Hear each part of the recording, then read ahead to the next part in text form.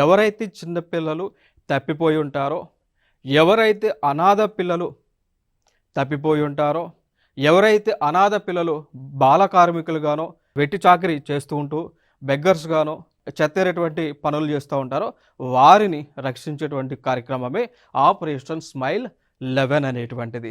అర్థమైందా? సో, బాల కార్మికులు గానీ, లేదా అనాథ పిల్లలని వారు ఎదుర్కొంటున్నటువంటి సమస్యల నుంచి వారు బయటికి తీసుకొచ్చి, వారికి కావాల్సినటువంటి ఫుడ్ అండ్ అకామిడేషన్ అందించి, దాంతోపాటు విద్యను అందించేటువంటి కార్యక్రమం ఆపరేషన్ స్మైల్ 11 అనమాట.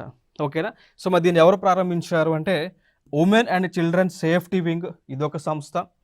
యాంటీ హ్యూమన్ ట్రాఫికింగ్ యూనిట్ అంటాం. సో, ఈ 2 సంస్థలు కలిసి ఈ యొక్క ప్రోగ్రామ్‌ని స్టార్ట్ చేశారు. వీరితో పాటు షీ టీమ్స్ కూడా. సో, రచ్చకొండ షీ టీమ్స్ కూడా వారికి సహాయ కార్యక్రమాలను అందిస్తూ ఉన్నారు.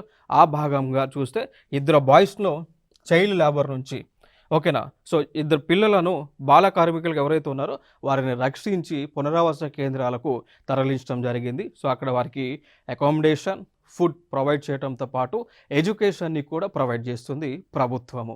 ఎప్పుడు స్టార్ట్ చేశారు, ఎప్పటి వరకు జరుగుతుంది అంటే, ఈ ప్రోగ్రామ్ని జనవరి 1న స్టార్ట్ చేశారు.